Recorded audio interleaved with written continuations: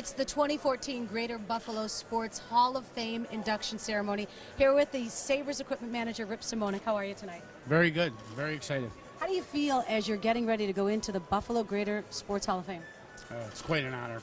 I mean, for a kid from a neighborhood in the old First Ward to get in this Hall of Fame is quite fantastic for the great athletes that are in here.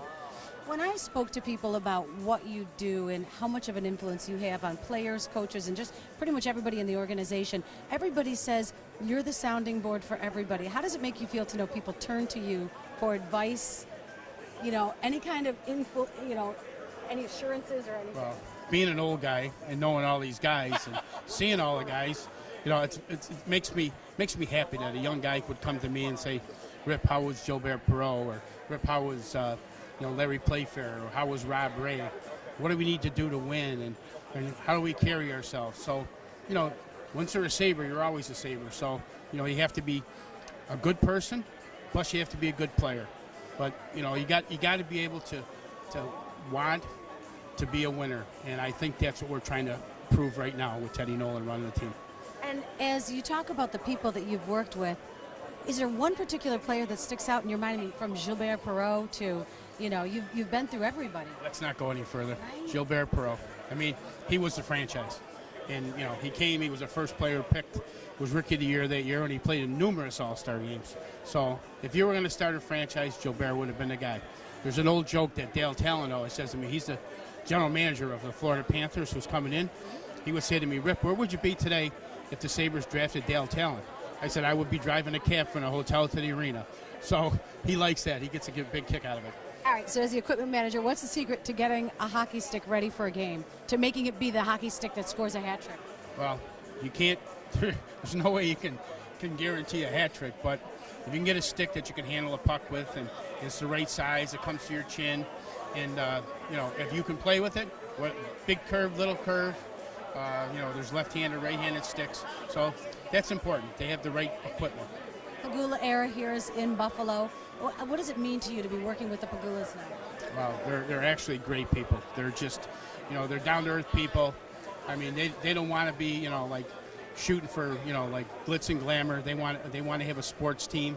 They come and win and lose with the team, and they try hard and they ask questions, and they, you know, we all want to win. So we have to work hard to win, and they understand that. And what's it like to have Teddy Nolan back behind the bench? He was Coach of the Year the first time he was here. We're hoping we can get him to be Coach of the Year second time here. Greatest game you've ever been part of? Well, it's going to be, obviously, the 2 Stanley Cup finals are givens.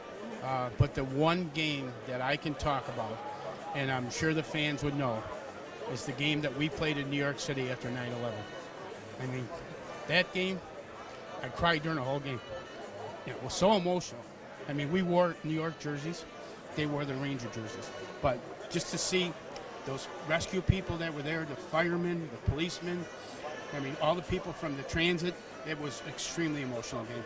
And you think about how sports brings a nation together, and in that time it did. It did. We were the first sporting event to be played in New York City after 9/11.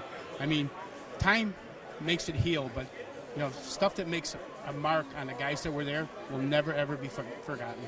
When we spoke before this interview, you told me, if only you could tell me the stories, we could write a book and it would be a bestseller, because you've got some great stories. Is there one you could tell us? There's probably not one I can tell you, because I wouldn't be allowed back in the locker room. But we could go on one with, you know, there's been many times, like when we would go on the road and I forget a player's equipment. So Bob Sovey was our goalie at the time, and we had flown to New York City, and I forgot his helmet. So he wore a helmet with a helmet and mask. So I said to him, Bobby, who was a calm guy, he said, I'll wear anything. He wore the mask, got a shutout against the Rangers, and he wore that mask the rest of his career. Wow, that's a great story. So I don't really try to, you know, publicize my mistakes, but it happened for the better. Yeah, you planned that one. Yeah, sure. Who's here tonight to clap for you? We have obviously my family and friends. We have, I heard, 18 alumni, which is great. And some of the other recipients I have dealt with, Dale T-Pass, I played baseball against them. I went to Bishop Timon.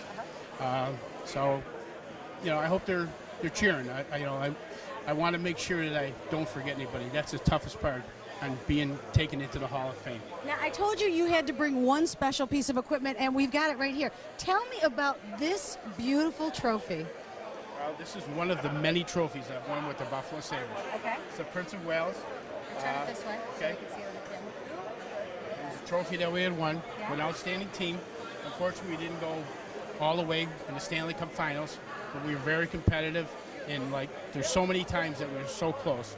But it takes one special play or one special player to get you over the hump so you can win the Stanley Cup. Now, you and I will touch this trophy, but I hear hockey players won't come near this trophy. Right. They Superstitious. right. If it's the division championship, the players will not touch this. This was obviously the Prince of Wales trophy, so we had won our conference. So if we had gone on all the way, I'd gladly touch the Stanley Cup. No doubt about that. Rip, congratulations going into the Greater Buffalo Sports Hall of Fame. Thank you very much. Appreciate it. It's the 2014 Greater Buffalo Sports Hall of Fame induction dinner, and one of the recipients is Vicki Mitchell. Congratulations. Thank you very much, Janice. When you look at what you're most known for in your running career, tell me a little bit about what brought you here. Well, I started running in high school a little bit, but I think it was really more my performances at the college level, being a 5K, 10,000 meter runner specialist, and a lot of road races kind of paved the way for me. How much did your running change from high school to college? A lot. I probably went from running maybe 15 miles a week to 50 miles a week. The intensity up, and I actually trained for the first time in my life. So consequently saw some good results. And how much did nutrition play a factor into it? Because it seems like today, the past 5 years, that's really become a big component of training. How big was it for you? Yeah, unfortunately not very big, and I wish it had been. I think it's been so much more prevalent now, and even what I do with my student athletes at UB is a large nutrition component. But it really didn't play that much of a factor for me when I was competing. You talk about your student athletes at UB, and we think about Buffalo, New York. We're kind of flat here. Was it weird to go to other places and have to run a lot of hills? Absolutely it was. We used to think that just a little ramp to the sidewalk was a hill, and then you hit a city like Kansas City or out in Colorado where you hit some serious hills. It was a shock to the system. When you look back on your career and think today you're standing here and you're about to go into the Greater Buffalo Sports Hall of Fame, what does it mean? It's really hard to put into words. I'm overwhelmed, I'm honored, I'm humbled, and to have it in my hometown and be recognized for what I've accomplished with my running, with my coaching is, it's just amazing. It's amazing. Tell me about one of the coaches that had a huge influence on you. My college coach, Dr. Jack Daniels, and that is his real name. And yes, and he took me from really being a mediocre runner, had faith in me, had trust in me, and just developed me. And he was my coach for 12 years of my competition. I know you've got a lot of family and friends here tonight. I love that your mother is here taking pictures. My mom's at everything. She was at every race that I ran. I have awesome parents, and they're a huge factor as why I'm here today. So your mom getting you ready for races, did she have any traditions that she would do for you or be standing at any particular spot on the finish line? Yes, we had a typical kind of joke that went on, and it was usually the night before a competition. We'd talk on the phone, and she would say to me, "Now, Victoria, you're confident, you're ready to go, you're prepared. Now, just remember, if you get tired, you just slow down." And my response would be, "Mom, that's not an option. I'm not allowed to slow down in races." But that was always her calming sentence to me. So we'd have a laugh and go out and race. So congratulations. And I have to say, woman to woman, there are not a lot of women going into the Buffalo Sports Hall of Fame. I am so happy you're representing the girls this year. Thank you very much. I'm excited to be here. Congratulations. Thank you. Vicki Mitchell going into the Greater Buffalo Sports Hall of Fame. It's the 2014 Greater Buffalo Sports Hall of Fame, and we welcome Jim Richard to the red carpet. Would you be more comfortable? Write your favorite play out for me right there, Jim. My favorite play. Do you Yeah, have a pen? it's right there. Right Oh, there. I'm sorry. Okay, so you use you're going to show me, and listen, if it gets boring, I've got an air horn, because you're used to this too, right? Are you used to an air horn? Well, I used an air horn for what? For like games and stuff like that. No, I'm not. Okay. No. They wouldn't have that a lot in football or anything? No, not too often. All right, well, I brought Maybe the end of the quarter or something like that. Sure, Yeah, okay. yeah. Just in case we need it. All right, so you're going to show me your favorite play. All right, I'll try. Here's the center. Here's where I used to line up. Okay, who would be next to you? This would be Ken Hall, the center. Uh-huh. This is me, the fat guy. Will Wolford, the tackle. Okay. On the other side, there was numerous guys. Well, during different years, but I'm talking the Super Bowl years here. Yeah. That's who it would have been. John Davis here, Howard Ballard here, the house. And we would run a lot of times something that might look like this. We'd have a nose tackle here. We'd have an end here. Yeah. And a linebacker here, a backer here, backer here. And we just called it 56-57. So evens going right, odds going left. If we were going to run a 57, I would come over this way. Will would come into this guy, and if he came in, I would help him with that up to this guy. So, you know, we would sort of try to block this guy, and if this guy came forward, I would come off of him and block him. And Thurman Thomas would just take it up, right up into us. So that's sort of the play. So that's how he got into the Hall of Fame. In Canton, Ohio. Well, we would run it both ways. Yeah. So. Okay, fair enough. Congratulations. I'll take this from you right now. Let me put this down. I have an air horn too. I mentioned that, right? That's right. Your Hall of Fame induction, what does it mean to you as a player? Oh, it's just so exciting because, you know, it was really surprising. Denny Lynch, our old sports information director from the Bills, is on the Greater Buffalo Hall, one of the members here. And he called and said I'd been actually nominated. And I was just, wow, that's really surprising. You know, as much as Buffalonians know about sports and everything, that they would consider me for their Hall of Fame, that was an honor. But then when he said I'd been named to it, you know, I was really surprised. But just it means so much that they would consider me for their Hall of Fame here. Is Buffalo like a second home? Oh, absolutely. All my boys were born here. I have 3 sons, all of them born at Mercy Hospital here. And my wife, she was really involved with a lot of charities here. She was the head of the Buffalo Bills Wives Club, and they did a lot of charity work around the city here. And so, yeah, you know, we live in North Carolina. That was where we went to school. But yeah, Buffalo is more than a second home. It's you know, it's a great place to come back to, and always a great feeling when we're here. I know that you played with some of the greatest years that the Buffalo Bills ever had so far. Tell me about your greatest memory, greatest game you ever played in. Oh gosh, that's hard to narrow to just one. I mean, the Super Bowls were all great.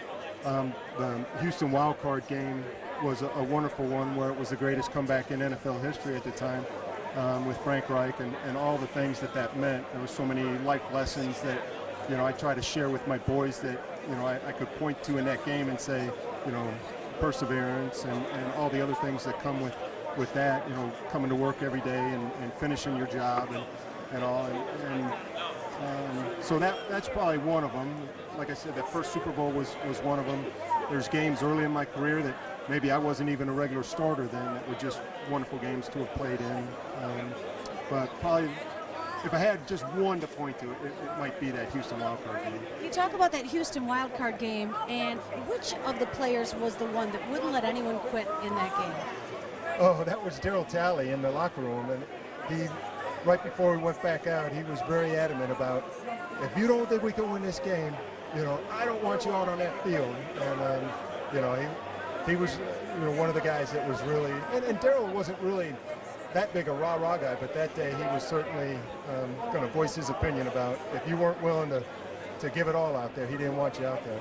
And that first Super Bowl that the Bills play in, of course, as Bills fans, we remember wide right, but it was so much more of a game, and you reminded me of that when you told me about, take us back to that day, because that time in America's history was a serious time.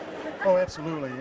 Well, they were thinking maybe of canceling the Super Bowl back then. It was 1990, and the Gulf War had just started, and they thought it was a little frivolous to be having a game, you know, like that go on, all the parties and everything. So they did cancel a lot of the commissioners' parties and stuff like that. But you know, it was the first time they started going through all the handbags and everything going into a stadium, making sure there were no weapons or anything else inside. And everyone had little American flags. You know. Would you say that was one of your most patriotic moments you've ever had in your life? If not the most, one of the most. Yeah, it was a great feeling coming in and just proud, and just the whole game went. I mean, it didn't end up well for us, but you know, there was no turnovers in the game. I think both sides of the ball played, you know, very well. You know, they beat us, and you know, they had to work hard to do it. and we came up on the short end, but we did get back 3 more times. We never ended up winning, but we were real fortunate to be back in the Super Bowl 4 times.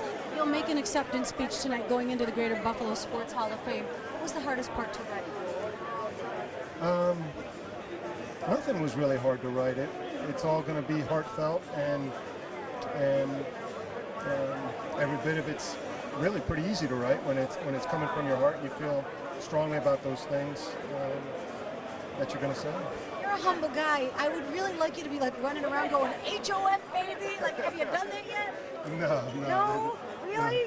No. Maybe I'm very afterwards? excited about it, but no.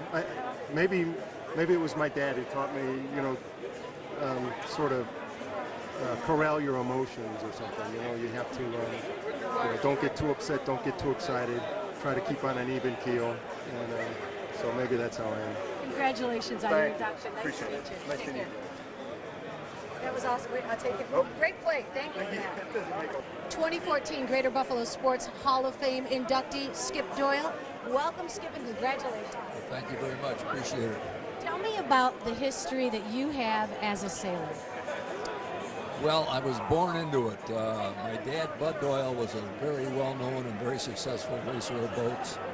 And my mom and dad had a friend in England, and somehow he found out that they had a baby, and he sent them a telegram or a cablegram, however you get across the Atlantic Ocean, congratulating them on the new skipper. So I was skipper for like 6 or 7 years. Eventually it got shortened up to Skip, and I'm still Skip to this day. Everyone calls me, pretty much everybody calls me Skip. And when you're inducted into the Hall of Fame, it's going to be Skip's going into the Hall of Fame. Yep, and when I had to sign all those autograph things, that was all Skip Doyle too. So that's how most of the world knows me.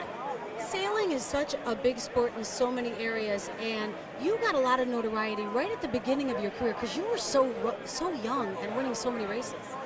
Well, like I say, I was born into it. My dad was really good, and when I was still in high school, I got to race on some high quality, as crew, on some high quality boats, in a class that was in the Olympics at the time. So I got to sail with and against a lot of good sailors as a teenager, and the same thing when I got out of college. And after that, I bought and owned and raced 6 different boats.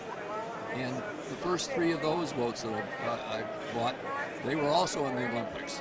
But the class was in the Olympics. So I got to sail against some really good people, and that's where I learned a lot of the stuff, starting with my dad and then all those other good people that I raced with and against. If you were to take a boat on Lake Erie or Lake Ontario, what would be your preference?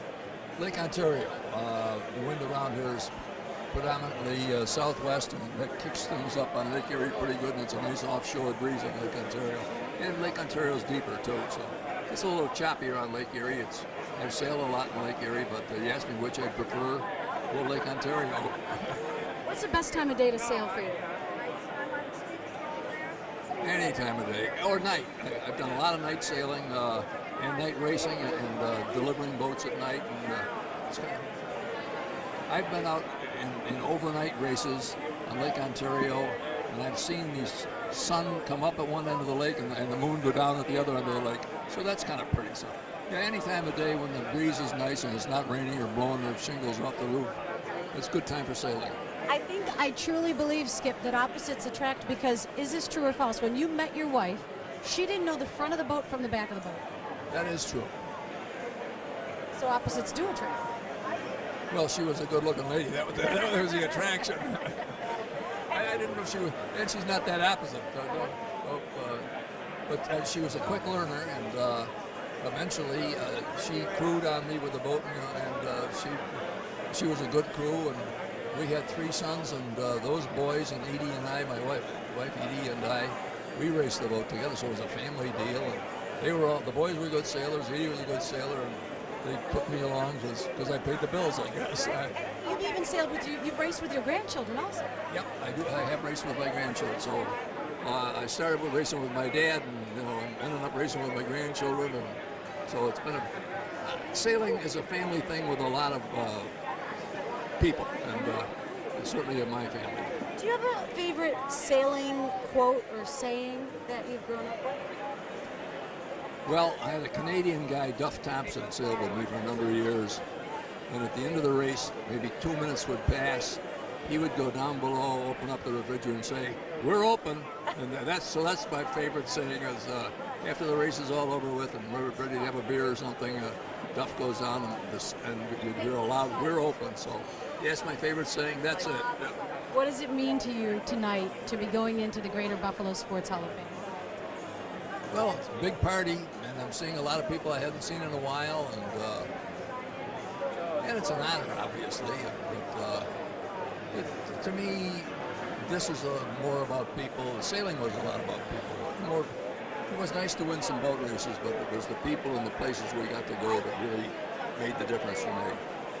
Skipper's going into the Hall of Fame. Congratulations. Nice to meet you. My pleasure. Thank you. Skip Doyle, the 2014 Greater Buffalo Hall of Fame. It's the 2014 Greater Buffalo Sports Hall of Fame induction ceremony. Janet Snyder along with Eric Schlope. Congratulations. Thanks a lot. Thanks for having me. I know you feel awkward because you can't start the interview because you have to start it like all of your races. Is this what is in your contract? Yeah, pretty much. I mean, cowbells and air horns. So do you mind if I just go ahead and... Eric, I think this is a little bit needy to be. I mean, we're putting you in the Hall of Fame in Buffalo. That wasn't enough. Well, 20 years of doing the same thing, and that's the way I perform, so I just feel a lot more comfortable. All right. Three-time Olympian being difficult. Whenever you're ready, go ahead. All right, ready.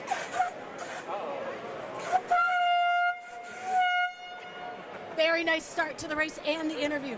You're used to this, aren't you? I am, but I'm more used to hearing them as opposed to blowing them. Yeah, you can see I had some technical. I know, right? Yeah, I know. We have to get back to that. We'll get back to the horn. Wow, 3 Olympics. Yeah, 3 Olympics, and I was lucky enough to have a career that lasted almost 20 years on the World Cup. And so a lot of injuries, a lot of ups and downs, but I was always able to come back and keep fighting. I loved what you told me about growing up in this area and how free you were to just ski and ski and ski, and it's different than a lot of places. It is. Buffalo, to me, is where every kid should learn how to ski. The hills aren't too big. We can night ski. You go on T-bars all day long, and you're never too far from home. So for me, it was the perfect place to learn how to ski. What's it like, that moment before the race? And I know we were joking around with the air horn, but that, like, you're ready to go. That, like, how do you make peace with that in your brain to be able to? That's a great question. Being able to make peace with the danger that lies ahead, and it's. I think you're born with it. I was born with maybe like a screw loose or something, but it's something I had growing up. My parents were always watching me jump off the roof, roll off a bike, whatever it was, get injured, and I think I was just born with the ability to put everything on the line, and physical, any sort of physical harm that was coming to me, I was able to block off. But over time, that became tougher and tougher. Tell me about the greatest race you ever competed in. The greatest race, I mean, there's so many great races, but for me, 2 races stand out.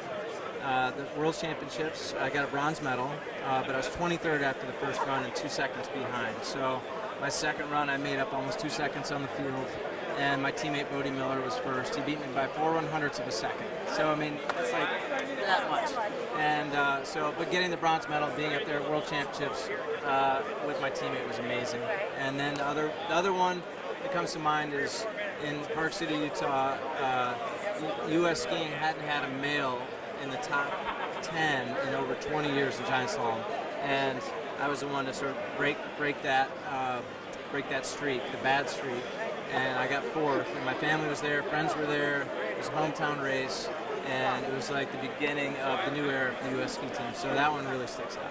You have to go back to the 2 seconds you made up in a race, because 2 seconds to be able to—that's like unheard of. How did you do that? If I could bottle that up, and if I could have just done that the rest of my career, it would have seemed easy. But for me, I was so far behind, I just relaxed, and relaxing and just letting it flow, came speed. So I just had a great run. Since Bodie's not here tonight, is he? No, not that I know of, but I doubt it. Tell me one great Bodie Miller story. You and Bodie Miller hanging out. Man, there's a lot of good stories over the years, but Bodie and I had a great time. We, The one thing that we did together that changed U.S. skiing in my mind was when Bodie made the team and I was making a comeback. I had actually left the team for a couple years. I went to all the guys on the ski team and I said, guys, I think we'll be better off if we have a house in Europe. So who's in? And nobody was in except Bodie. So Bodie and I scraped together what little we had, got a little help from the outside, and we rented a house in Austria. And it was just the two of us. And all of a sudden we started making results. And now it's standard for the U.S. ski team and skiers from other places to have houses and rent homes in Europe. So Bodie committed to me and to the home that we decided to rent. And I think that out of a lot of things we did, that was one thing that really changed the way U.S. ski team and U.S. skiing goes about living in Europe. Having been and competed in 3 different Olympics, when you hear about conditions that skiers have to ski in for the Olympics because it has to get in because of the television schedule or anything like that, how scary is that for a skier? Well, being a skier, we accept all the variables, and there's no sport like skiing because every day you wake up, the snow's different, the speed's different, the course is different, the hill's different. It doesn't matter what the day brings, it's never going to be the same.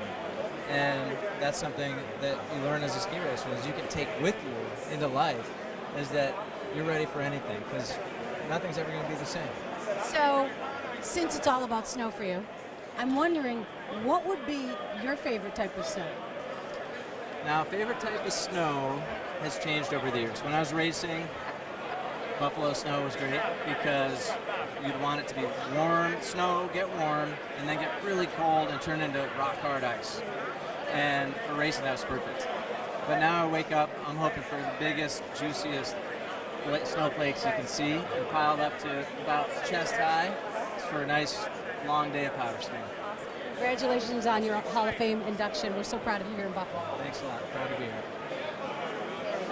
That was awesome. That was great. It's the 2014 Greater Buffalo Sports Hall of Fame induction ceremony tonight. I'm with WGRZ Channel 2's Adam Bonini.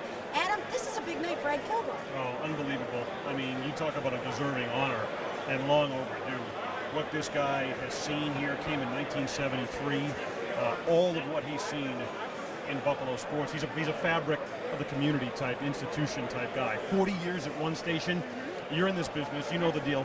When does that happen? It speaks to the quality of his work and the type of individual that he is. But I think sportscasters have it the hardest because this is a very serious sports town, and they expect you guys to call it as you see it.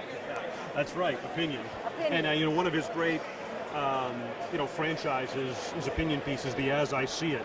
And that helped establish him and kind of cement his legacy here in terms of giving opinion. It's something I learned an awful lot from when I first came here. He kind of taught me the right way to do that, when to do it, when not to. And it's one of the many things that you learn when you work in the same department as Ed Kilgore for that number of years. So it's October 2014, and in the past 6 months in Buffalo, New York, we have seen what changes in sports. It is. What are your thoughts? Oh, it's just an incredible time. And with the Bills, when you think about the number of years of uncertainty, and you heard Terry Pegula mention it at his press conference, the fear among fans. And from the minute I got here in July of 1997, they had just finished lease negotiations, and there was so much concern about the long term in the post-Ralph Wilson era. And for it to have developed the way it did, for Ralph Wilson to agree to that non-relocation portion of the lease, which really honed the field of bidders. I'm not saying that Terry and Kim Pegula wouldn't have stepped up and done what was necessary anyway, but it made it a lot easier for the transition to do ownership. And hey, a record number, $1.4 billion for the Buffalo Bills, unanimous approval from the NFL, and security for the franchise in Western New York long term. It's been an amazing, you think of the history associated with the second ever owners of the Buffalo Bills, and an event like tonight with Ed going into the Hall of Fame among others comes right on the heels of that. It's a special night. Yeah, it really is a special night, and you look at what is happening here, and you have to wonder, now that we've got all the ducks in a row, everything done except the stadium that will be built downtown probably in the next 5 years, my prediction, all we need is the cup and the trophy. Yeah, easier said than done, right? It's pretty easy for me. I say go get it. Well, I mean, I'll say this. You have, from a Sabre perspective, Terry has finally settled on a course in terms of the rebuild with Tim Murray as general manager, kind of stripping it down, getting really young, accumulating the draft picks and building toward the future. And they really have an opportunity to be very, very strong for a number of years. It remains to be seen what approach they're going to take with the Bills. He said it during the press conference. He's kind of learning as he goes on that front. But there were, a great number of criticism, or people who criticized Ralph Wilson for not spending money when he should have. I don't necessarily think that applies to Terry and Kim Pegula, especially when it comes to shaping the upper management of a football department and the trickle-down effect from there. So I'm optimistic for the long term. As much as I would like the trifecta of professional sports to be basketball, the Buffalo Braves, how about a baseball team and have them be the Buffalo Braves? Well, I'll tell you what, there's a lot of people that question whether or not this market could support that. But I think the type of sports fanatic in this town, the fans of this town, I'll just go back to the type of passion they have for sports. Quick story, the night of in Canton, the Hall of Fame induction with Andre Reed, there was rumor that John Bon Jovi was going to actually come onto the field for Michael Strahan's speech. Strahan followed Andre. And I was trying to find out. And I asked a security guard off camera, I said, look, one way or another, I need to know. Is he going to come out here or not? Because if he does, I need a shot. And the security guy looks at me, kind of looks both ways, and he says, I don't think it would be a good idea if John Bon Jovi came out on the field, do you? And I said, no, the atmosphere in the stadium would change with the number of Buffalo people there. The support in this community, the passion of the fans is heard loud and clear right to the top of the National Football League, obviously. I think they understand the dynamic of this market, and that was huge, and obviously transitioning into Pegula ownership here as well. So who knows what they'd support in this town? Probably just about anything. And final question for you, Adam Benini from Channel 2. What is going to be the first thing we win here in Buffalo? The first thing, what do you mean? Super Bowl, Stanley Cup. Super Bowl or Stanley Cup? That's a good question. I think it's a great question. I don't know the answer to it. I think that since the Bills still haven't settled on the quarterback issue clearly, I'll say Stanley Cup with the Sabres. And that's still a number of years away, but until the Bills are able to settle on a franchise elite caliber quarterback, I don't know that I can predict a Super Bowl for them. How's that for an answer? That's a great answer. Adam Benini at the 2014 Greater Buffalo Sports Hall of Fame. It's the 2014 Greater Buffalo Sports Hall of Fame induction ceremony. One of the people here to cheer on Ed Kilgore and all the other inductees is the one and only John Beer. Hi, Janet. Hi, John. I can't believe you're up this late. I was up at 12:30 this morning. Yeah. Nonstop. You see what happens when Buffalo, New York talks about sports, and so this kind of an induction ceremony means a lot to a lot of people. Tell me about what sports is like for the normal Buffalo resident. Well, we're not normal. If you're a sports fan in Buffalo, you really do live and die it. And I've been a Bills and Sabres fan for 30-some years, 35 years. So I've been on the same roller coaster as everybody else. But it doesn't matter. I remember sitting in Bills games in garbage bags in the rain, and it just having a great time, We go way back there. There's something about putting the people that we've loved in sports into the Hall of Fame. There's something special about it. Well, there is, and I've known Ed a long, long time. I was the best man at his wedding, so we had a lot of fun when he was single, and I remember when he met Debbie. But he lives. I love sports. Ed lives sports, and he knows everybody. He knows all the players, knows all the coaches, knows all the managers. So he knows the inside baseball. Everybody else knows what happened on this day and what this play was and what the score was. Ed knows what the weather was, what happened in the locker room, who got traded because of this play. He's got 3 different levels of everything. And longevity. He's been able to do it for so many years. And this is not a profession like sports that you do for long. We either moving up, getting hired away, or moving down and getting fired someplace. And so for him to stay in one place as he did for 4 years, that's almost unheard of. You bring up the fact that you were the best man at Ed Kilgore's wedding, which makes me think best man's duties, make sure you have the ring, get to the church on time, and the bachelor party. Thoughts? Well, the bachelor party, plan and the bachelor party that his wife, Debbie, had planned were clashed. Oh, And we had her party. oh, Yeah. yes. Yeah, because Ed didn't want to rock the boat. What didn't make it to the bachelor party of Ed Kilgore? My lips were sealed. Uh-huh. Awesome. What do you want to say to your friend Ed Kilgore as he goes into the Greater Buffalo Hey, Sports Hall? congratulations, buddy. Nobody deserves it more than you. John Beard. It's the 2014 Greater Buffalo Sports Hall of Fame induction ceremony. I'm with one of the inductees from 1996, Sister Maria Harris. That's right. It's a pleasure to be here and see this event really continue to on and grow. Because there's so many people in Buffalo, former athletes and people who have contributed to athletics that make the city what it is, and we're proud of them. You went into the Hall of Fame for basketball. Well, for coaching basketball, yes, 1996. So what is the most important thing to know about playing basketball? But if you don't play as a team, you might as well be a golfer. When you went into the Hall of Fame, what did it mean to you to be inducted with, I mean, this year, we've got athletes from all different types of sports. What did it feel like for you? Well, in the beginning, it was kind of daunting because of the prestige. But once you talk to these people and you know who they are, and you realize why they're inducted, and people who contributed were inducted, so I was very honored to be with them. Once an athlete, always an athlete? Always. Awesome. Thank you so much for coming today. So nice to talk to you. Thanks. Yeah, Sister Maria Paris, the Greater Buffalo Sports Hall of Fame induction. It's the 2014 Greater Buffalo Sports Hall of Fame induction ceremony. I am with one of the inductees, Dale Tepes. Congratulations. Thank you very much. It's great to be here. I'm still trying to put together in my mind how you, as a high school player, could play 4 different sports and letter in all of them. Not easy. I had a lot of God-given talent, and I had athletic director like Joe Wolf who really encouraged us to do whatever we could outside of our own little environment. So when an opportunity came to run track, and that was something he was all supportive for, and I don't think that would have happened without really his support, but just very fortunate. Okay, so your season went like this. You started with football. What position? I was a wide receiver and kicker. Okay. And then you went to basketball. Right to basketball probably a day later.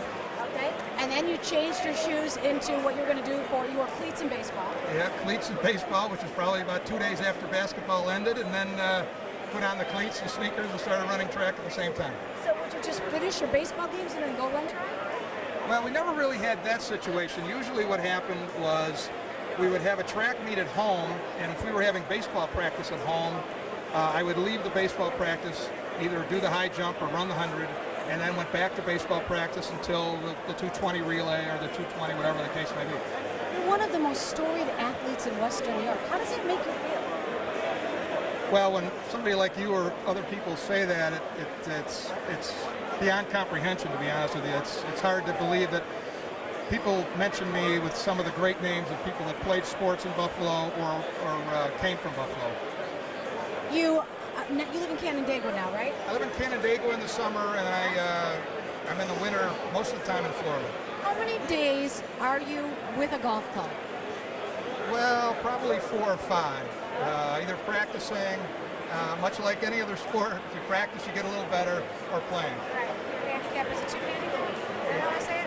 Yeah, it's a 2 right now, yeah. Well, what is it going to take to get to 1? You're an athlete, 4 sports, you should be able to do that. Yeah.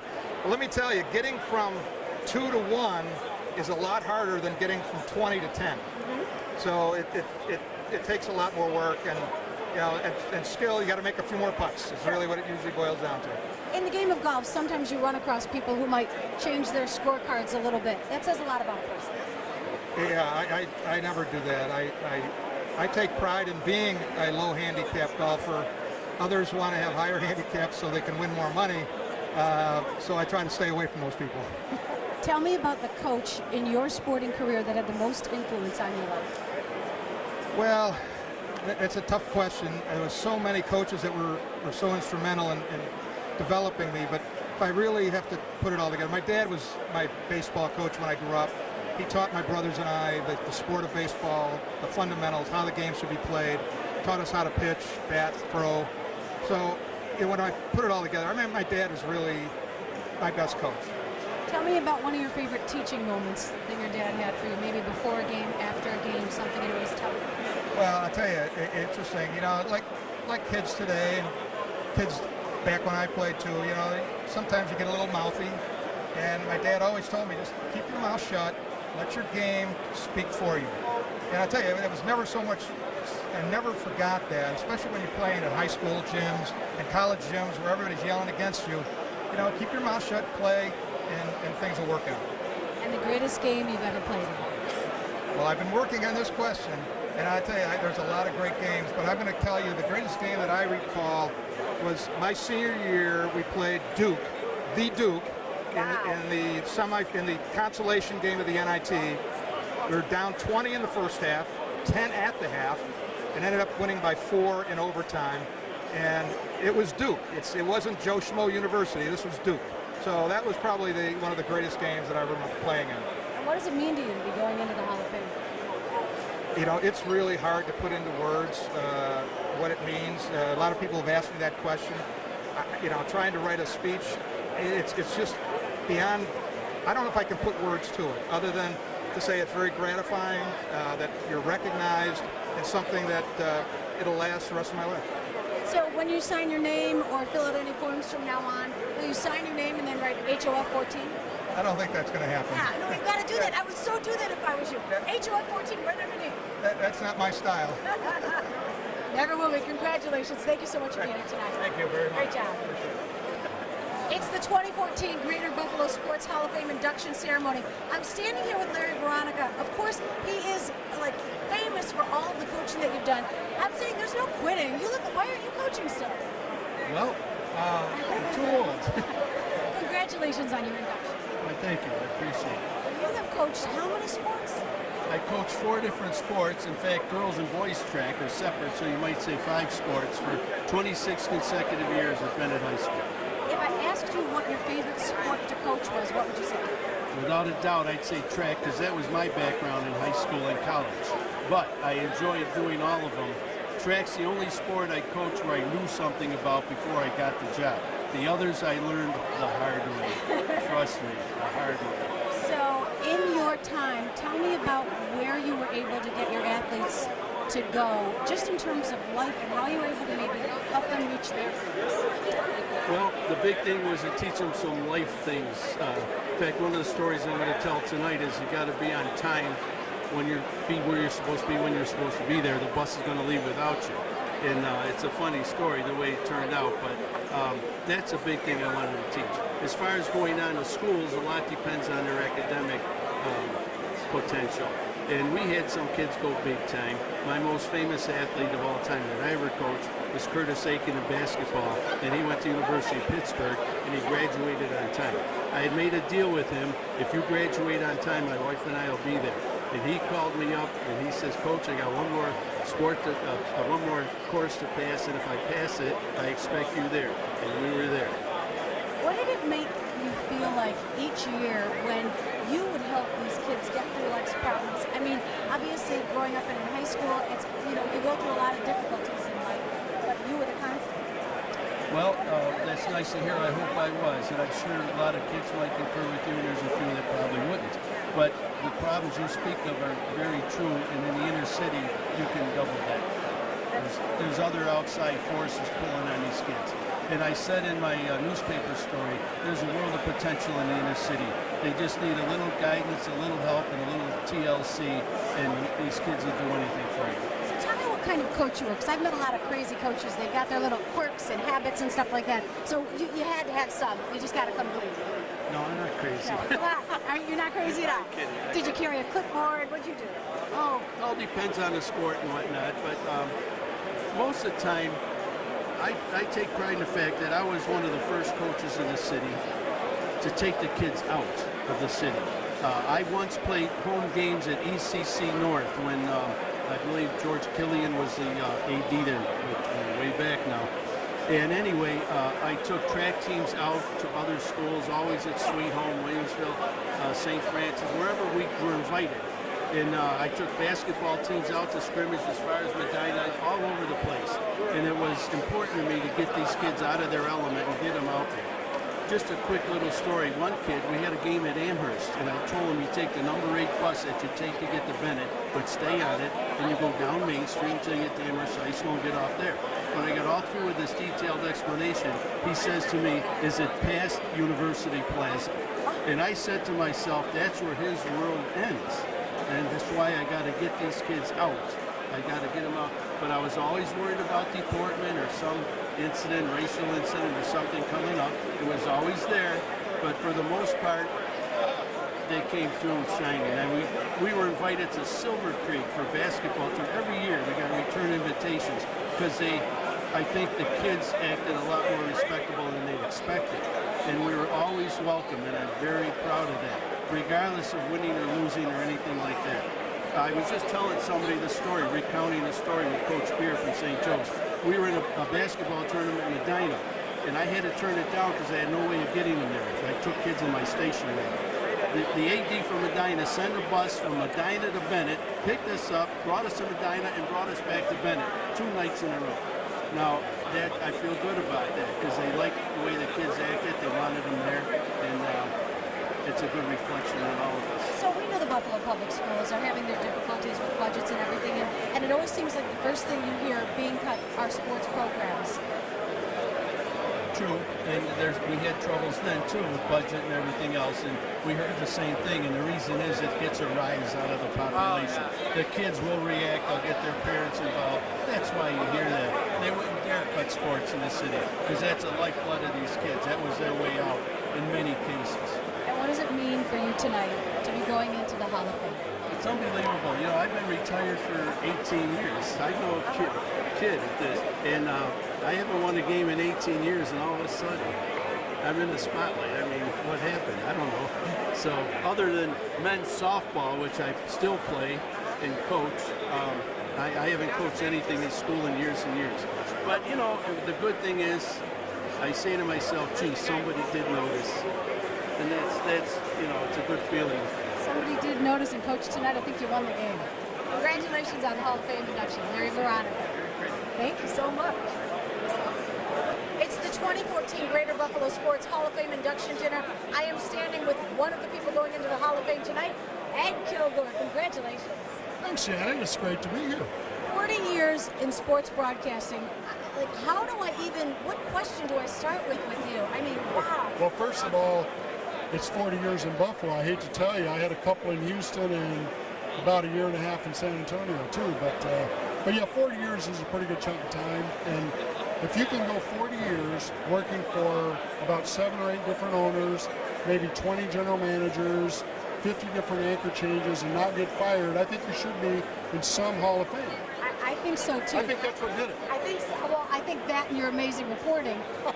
When you talk about what you've seen in sports history here in Buffalo, favorite moments?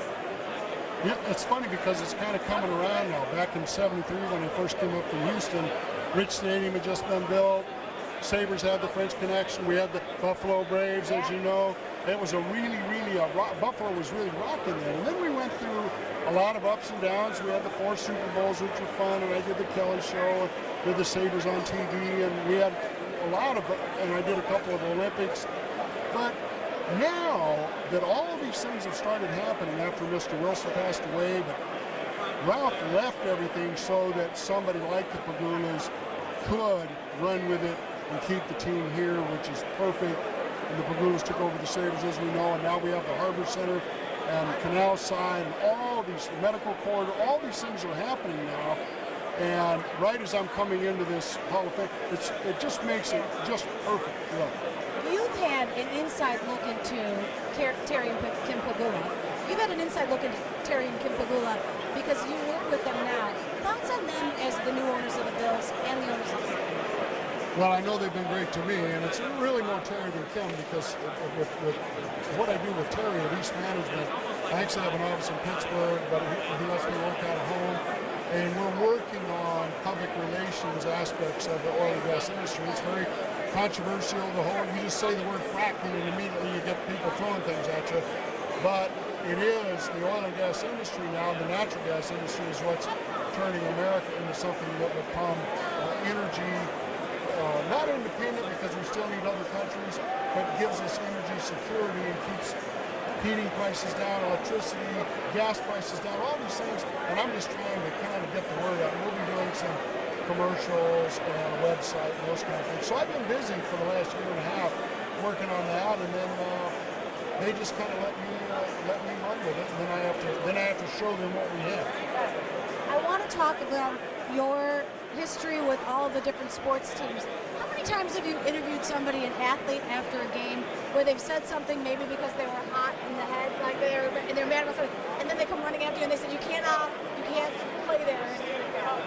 The best, and that's funny. That's a great question because immediately Ralph Wilson comes to mind because the Bills were playing the Dolphins one year. They lost like 20 in a row. And there was a play right near the end of the game. The Bills were driving for what would have been a winning field goal. And Joe Ferguson passed to Roland Hooks. The officials ruled it was trapped on 4th down, so the ball went over on downs. And it was real close. And there was no replay then. Bills wound up losing. So Harvey Marshall was my photographers. We're coming back up the tunnel after the game. We saw Ralph go into the officials' dressing room. That's illegal. You can't do that. So I said, let's get over there. Let's wait.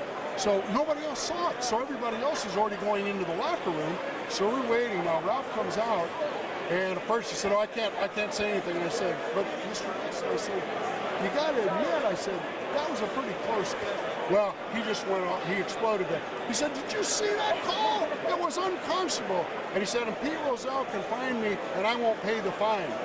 And then about that time, Bud Tom and the PR guy got there and kind of collared Ralph and pulled him away.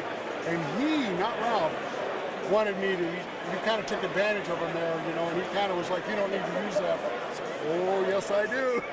and you know what? Ralph was actually great about it later. He laughed about it. In fact, years later, he told me that he had to pay the league $20,000. Really? And he paid it? And he said it was the best $20,000 he ever spent. One of the other real cool things you did was climb Mount Kilimanjaro, going from reporting on sports to actually doing it, and that is a tough thing to train for. Tell me about it. Well, it was. You know, we decided to do something for kids escaping drugs, and I'd always wanted to have a big adventure of some kind, so that seemed about as crazy as anything I could think of. I bit off more than I could chew, to tell you the truth. It was a lot harder than I expected, and in fact, somebody who's here with us that made the climb with me, one of my old fraternity brothers at Missouri, is here for this dinner and everything, which is great. But it was 6 days, and the final night when we went up at about 5 degrees, very steep, hard to breathe because it's 19,340 feet, and every step was torture. But the cool thing about it was you just keep pushing and keep pushing. Finally, 6 hours later, the sun starts popping up, and I realized that we were just about there, and I cried like a baby. It was just an amazing moment, and it hasn't left. When you think about those kind of accomplishments that you have personally, and don't you kind of feel that you've taken the accomplishments of our teams, our sports teams in Buffalo, they kind of carry on your shoulders also? I've never looked at it quite like that, Janet, but really what I always thought about my career when I look back, I know a lot of people are very serious journalists, and they take all the reporting very seriously, and more power to them. That's great. I got into this because I'm a sports fan. I love sports. When I could be critical of the Bills or the Sabres or whoever, but I wanted them to win. And I was disappointed if they lost, happy if they won, and I'm not ashamed of that. I mean, that was just the way I approached it. It was me, and I think for anybody that wants to be in this business, you just have to be who you are. Don't try to be somebody else. So it's 2014. I'm a Buffalo girl. Been here a long time. Who's going to win the first big game? Is it going to be the Sabres, or is it going to be the Bills? Actually, I think the Bills are a little bit closer right now. I'm still not sure about the quarterback situation, and unfortunately, that is probably the biggest part of the team.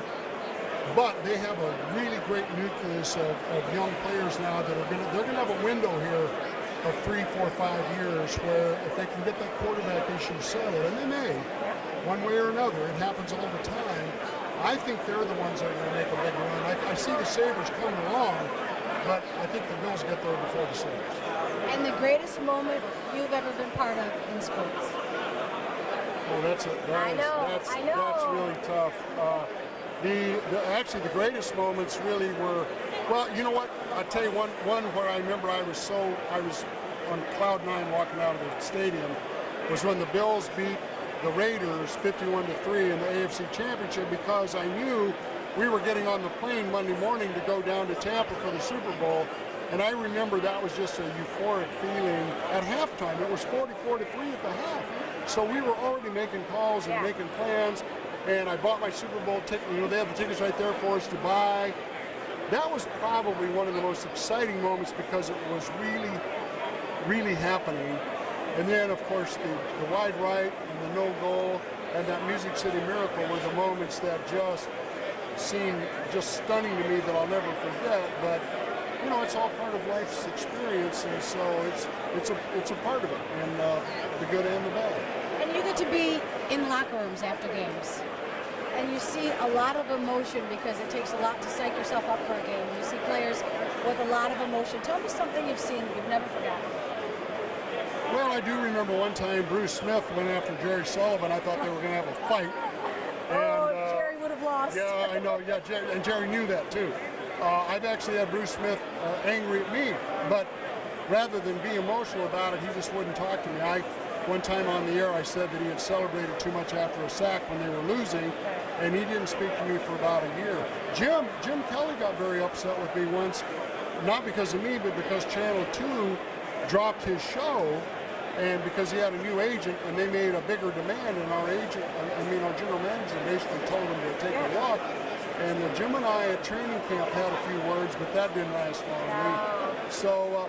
So really, those are about the only time. And then another time, Reuben Brown, I did the show with Reuben, and Reuben made all the other reporters wait after a game until I could get there. And so all these reporters and including not Bud Tallman, but Scott Birchlow was very upset with me and I told him, I said, that wasn't my idea, that was Reuben. So, but we had a few words, but it's all good. You've seen so many incredible things, 40 years, congratulations. It's going to say Ed Kilgore, HOF 14. Thanks, Janet, appreciate it.